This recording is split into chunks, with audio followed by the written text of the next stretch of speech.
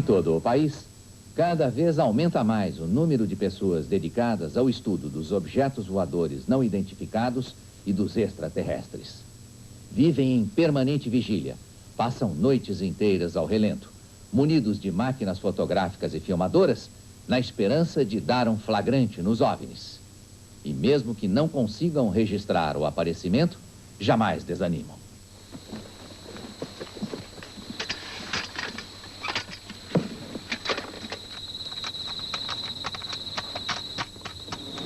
Vida de ufólogo não é fácil.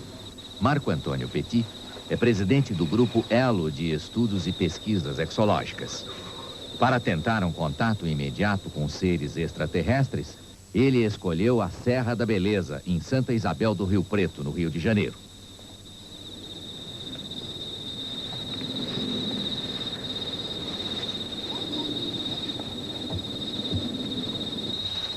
O frio aqui muitas vezes chega a 0 graus, quer dizer, a 0 graus. E nós necessitamos realmente de uma preparação para enfrentar essa temperatura, para que a gente possa realmente aguentar o máximo de horas aqui realmente em pesquisa, né? Há 9 anos, Petit cumpre o mesmo ritual.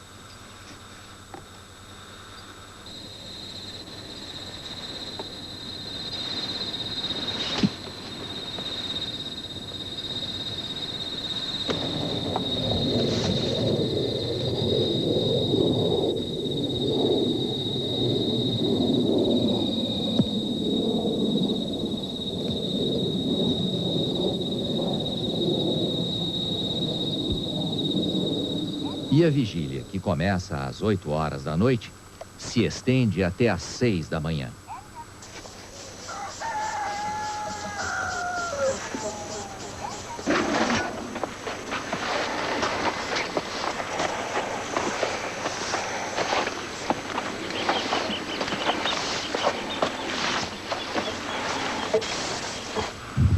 E aí, Petit, até agora nada? Até agora nada. Como eu coloquei para você antes, não é evidentemente todo dia ou toda noite que nós passamos em pesquisa que a gente tem a chance realmente de observar os chamados OVNIs aqui na região.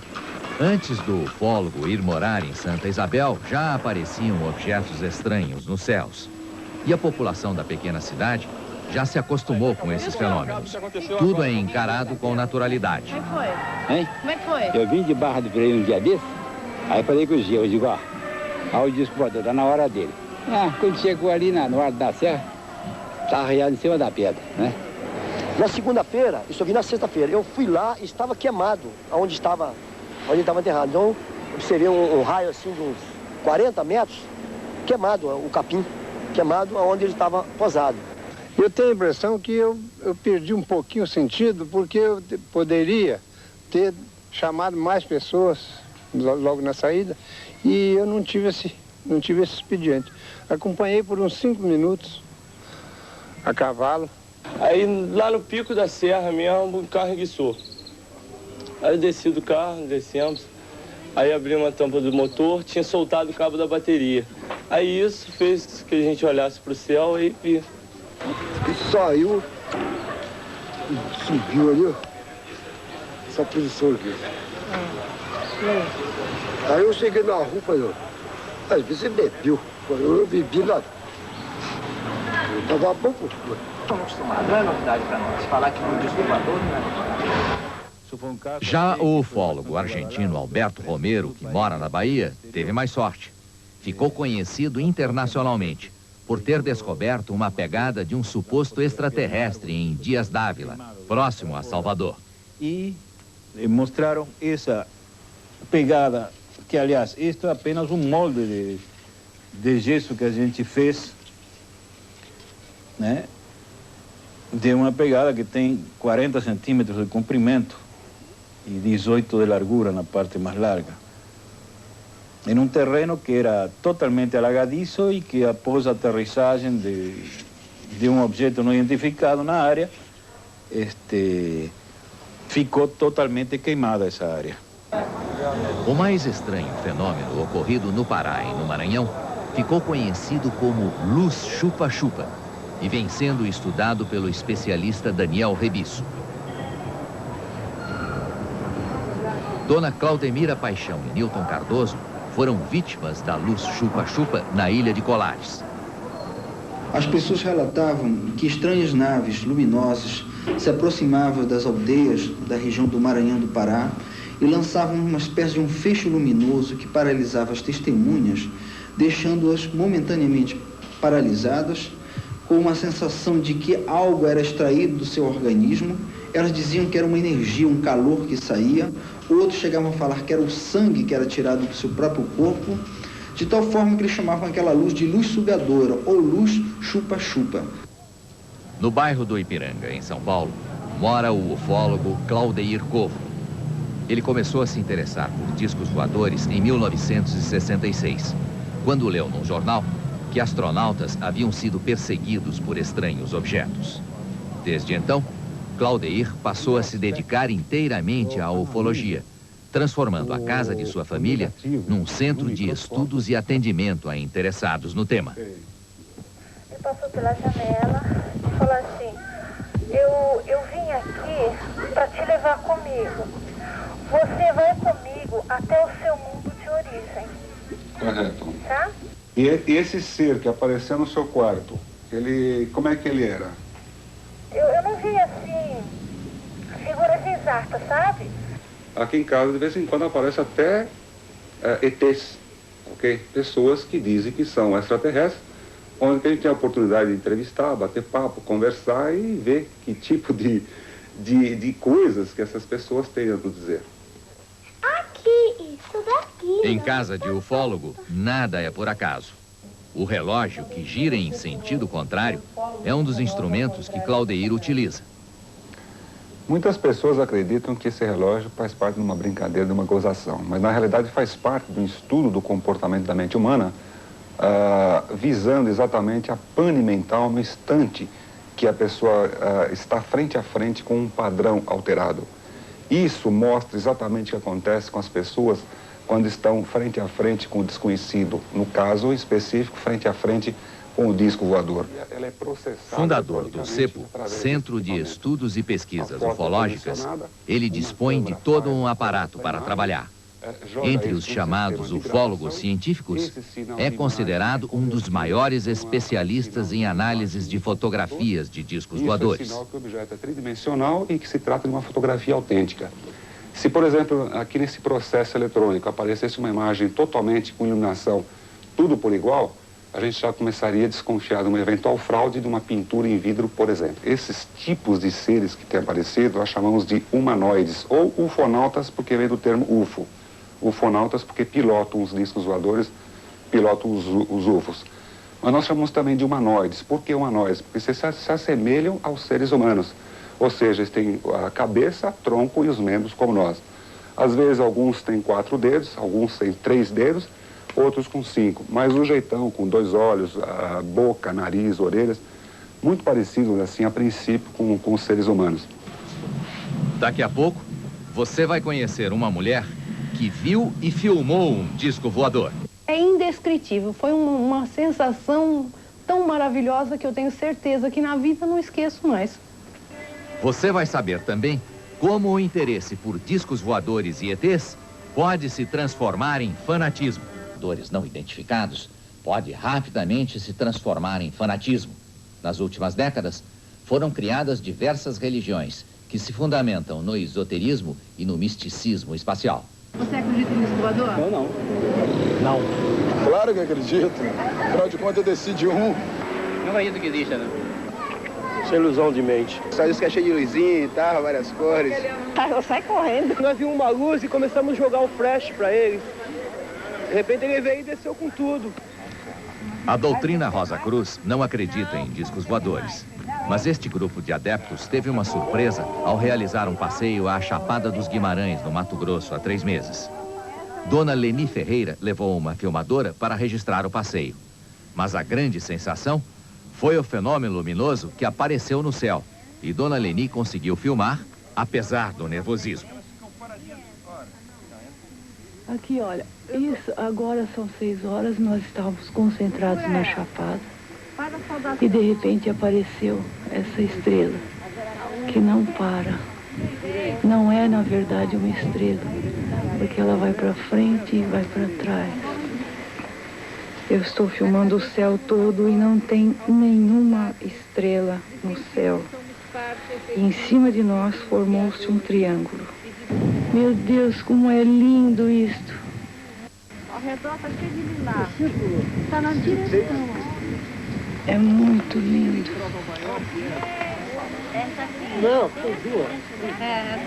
Eu não posso. Apareceram mais duas e formaram um triângulo em cima da gente. É a coisa mais linda deste mundo. Realmente me sensibiliza até hoje, você quer saber? Foi muito emocionante. Porque eu peço para minha família, para os meus filhos, para os meus amigos, e eu peço que ele se movimente realmente, se houve um contato ou alguma coisa, se chegou até lá. E realmente ele estava quietinho no céu, já no fim do filme. Ele faz um movimento para a direita, um movimento para a esquerda e ele sobe do foco da câmera, da filmadora. Então, para mim, aquilo foi uma experiência muito, muito benéfica. Eu me senti, sabe, nas nuvens. Realmente é indescritível. Foi uma sensação tão maravilhosa que eu tenho certeza que na vida não esqueço mais. O grupo que estava lá... Dona Leni decidiu levar o caso à apreciação do ufólogo Claudeir Covo, que se propôs a ter um encontro com o grupo de excursionistas. Só estou dizendo que eu vi e eu acredito que todo mundo viu a mesma coisa. O doutor Luciano, ele tem uma personalidade muito forte e eu fico com receio no meu íntimo de ter sido induzido a ver algo sugerido pela mente dele. Acho que não é questão de nós termos sido induzidos a isso, porque foi uma outra pessoa que viu. Eu também não fui sugestionada, porque eu estava no lado completamente oposto ao do Luciano. Se eu estivesse lá sozinha e tivesse visto aquilo, eu falava, não, eu pensei, eu imaginei alguma coisa. Mas nós temos certeza realmente do que aconteceu, porque mais de 20 pessoas viram a mesma coisa. A conclusão até o presente momento é que realmente o grupo, a Leni em si, que foi a pessoa que registrou isso numa câmera, registrou a presença de um OVNI, de um disco voador nos céus da Chapada do Guimarães. Em Salvador, na Bahia, funciona neste prédio o Centro Exobiológico Astar Cherran, fundado em 1970 pelo jovem Paulo Fernandes. Ele tivera um encontro com o extraterrestre Astar Cherran, que o encarregou de divulgar mensagens de outros planetas. Paulo Fernandes, quando manteve contato físico com Astar Cherran, ele recebeu a orientação de que este centro fosse fundado para divulgar não só a existência dos nossos irmãos extraterrestres, como também as suas mensagens. Paulo Fernandes morreu aos 33 anos e, desde então, Raimundo Crispim Santos ficou responsável pelo recebimento das mensagens extraterrenas. Não existe uma mudança de voz minha, não existe nenhuma alteração no meu corpo, não existe nada. Eu permaneço em consciência, como eu estou aqui, como o senhor poderia estar aqui nesse minuto, né? E recebendo essa comunicação, mas só que essa comunicação, conforme as explicações que eles já nos deram, se processa a nível assim de alma para alma, no nível mais sutil. Eu cheguei até esse centro através de um amigo, né, que narrou que tinha conhecido uma pessoa que tinha contato, né, com seres extraterrestres. Então eu vim, né, para ver os extraterrestres e para ver as naves. A religião que mais se aproxima dos discos voadores é a cultura racional. Seus adeptos acreditam que todos os seres humanos são extraterrestres. Os fundamentos dessa religião peculiar surgiram na tenda espírita Francisco de Assis, no bairro carioca do Meia. O chefe do centro, Manuel Jacinto Coelho, recebeu em 1935 uma mensagem telepática de um mundo superior. Era uma ordem de que ele fechasse o terreiro e criasse a cultura racional, que se tornaria mais conhecida como Universo em Desencanto. A sede da religião fica em Nova Iguaçu, município próximo à cidade do Rio de Janeiro. O líder Manuel morreu no início deste ano e seu corpo foi embalsamado para jamais deixar o templo do racional superior. O senhor Manuel trouxe o remédio da cura da humanidade. Ele trouxe a cultura racional que desenvolve o raciocínio do ser humano. Então, o Manuel é um extraterrestre? O Manuel é um extraterrestre. Não só ele, como eu também sou. Como você também é. E o telespectador que não está nos ouvindo também, que está nos vendo, você também é um extraterreno. Não se assusta não, porque é.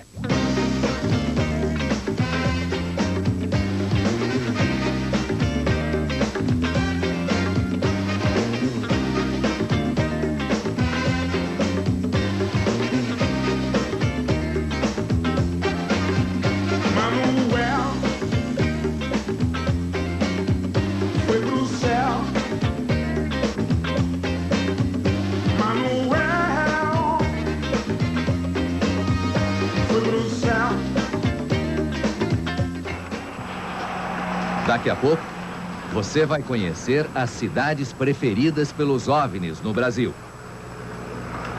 Ai, gente, que coisa linda, puta merda. Você vai assistir também às evoluções do objeto voador não identificado que há alguns dias parou o trânsito numa estrada do Rio de Janeiro.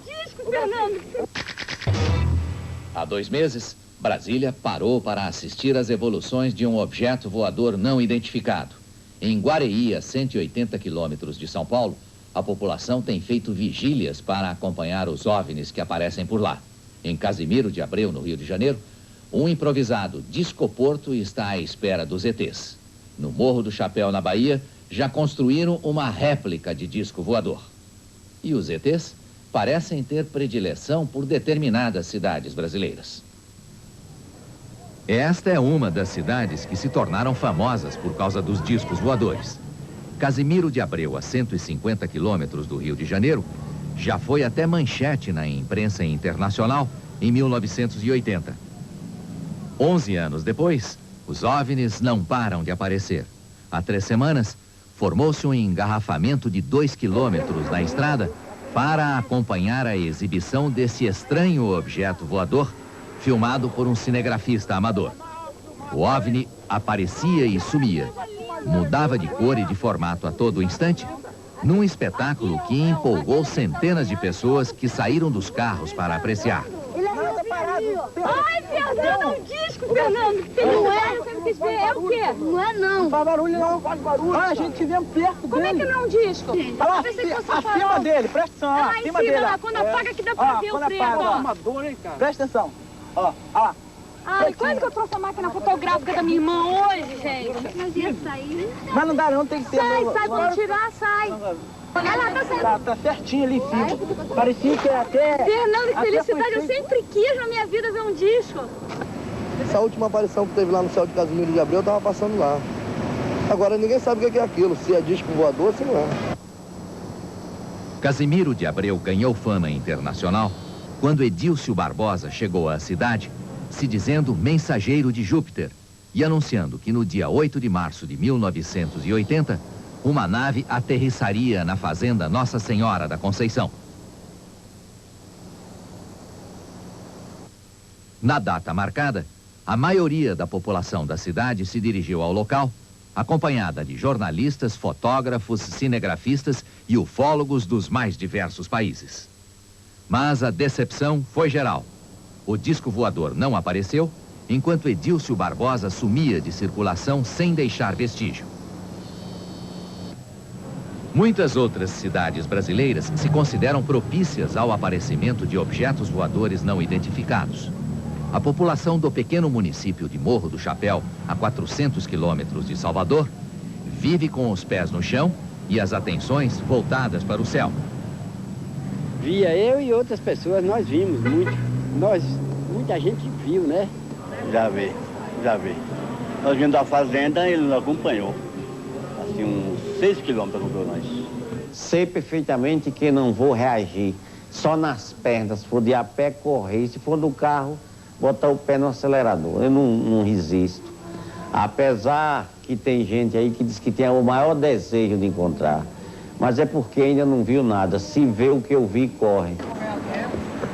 Todo o mistério que ronda a cidade começou em 1983, quando chegou lá o ex-bancário Alonso Regis, que deixou o emprego em Recife para morar em Morro do Chapéu e se dedicar exclusivamente aos extraterrestres.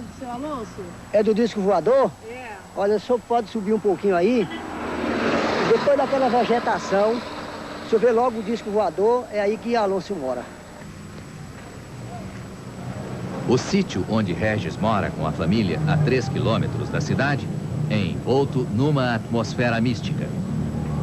Logo na entrada, ele dá boas-vindas aos ETs com a inscrição ERCS, que na linguagem extraterrena significa Encontros de Remanescentes Cósmicos Siderais. Para atrair os ETs, Regis até mandou construir uma réplica de disco voador.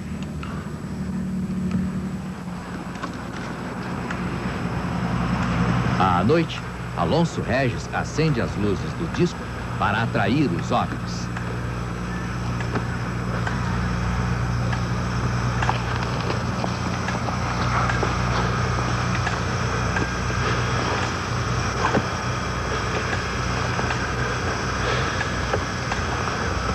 Eu resolvi construir essa maquete de uma nave aqui dentro da minha propriedade, primeiramente para prestar uma homenagem aos seres extraterrestres e, em segundo lugar, para familiarizar o povo, de um modo geral, com esse problema de naves, de presença extraterrestre aqui na Terra.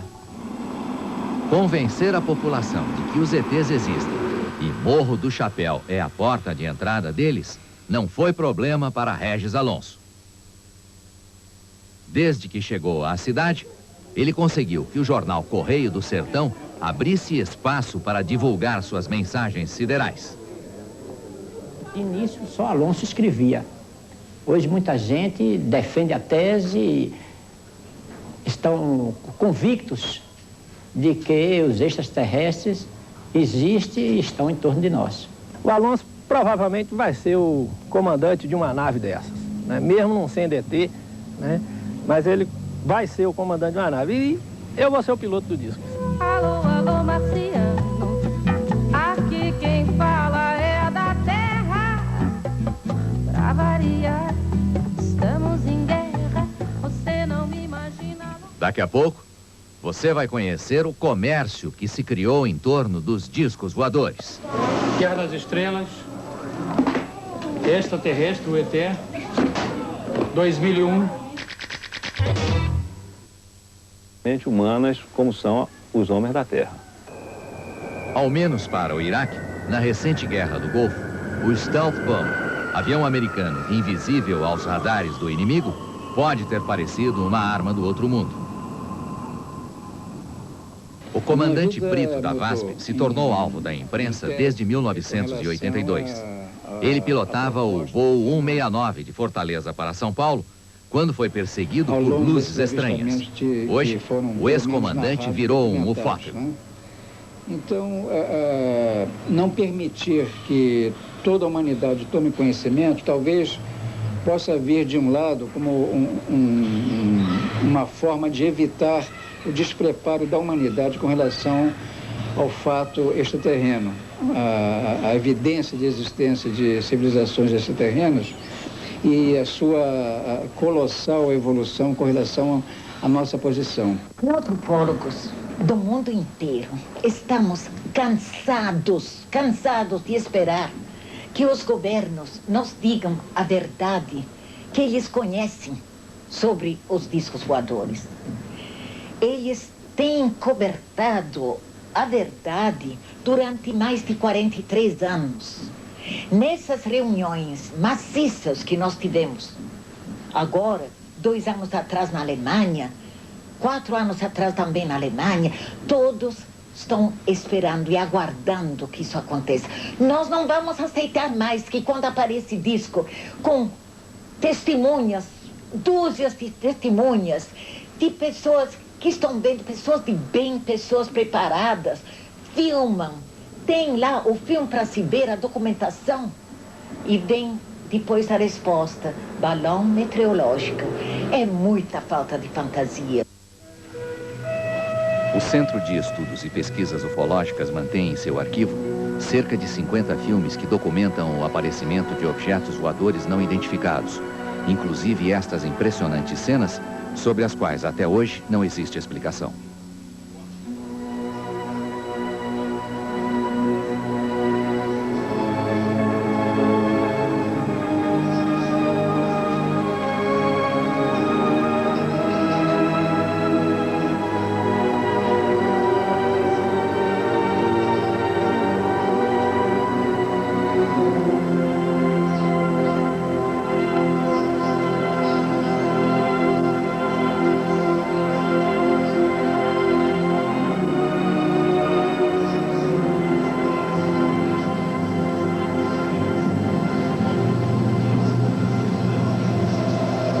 Os segundos beneficiados sobre a existência de discos voadores são as associações de amigos dos OVNIs, certas instituições que exploram os OVNIs através de revistas, de congressos, de palestras, todas pagas, que evidentemente apregoam que existe uma vida além da nossa em outros planetas.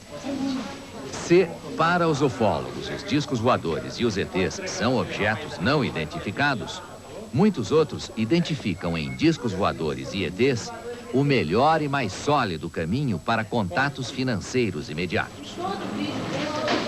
Guerra das Estrelas, Extraterrestre, o ET, 2001, Planeta,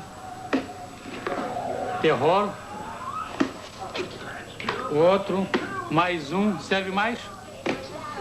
Tem uma porção, mude. Livros, revistas e outras publicações. Cada vez cresce mais o comércio em torno da ufologia. Esse aqui,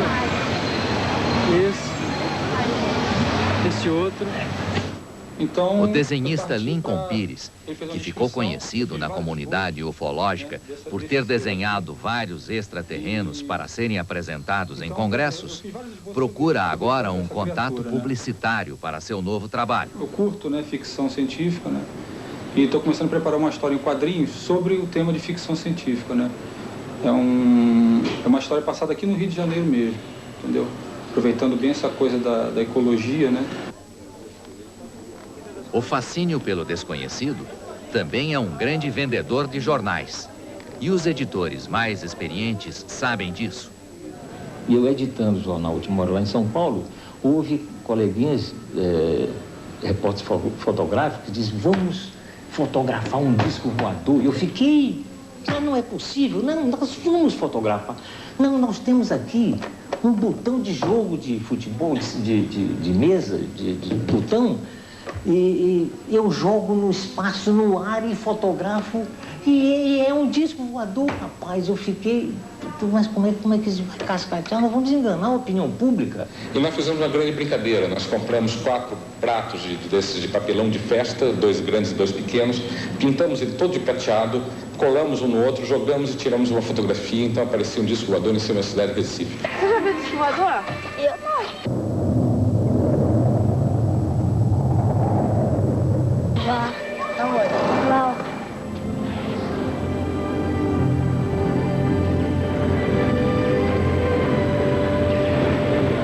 Disco voador é pilotado pelo ET.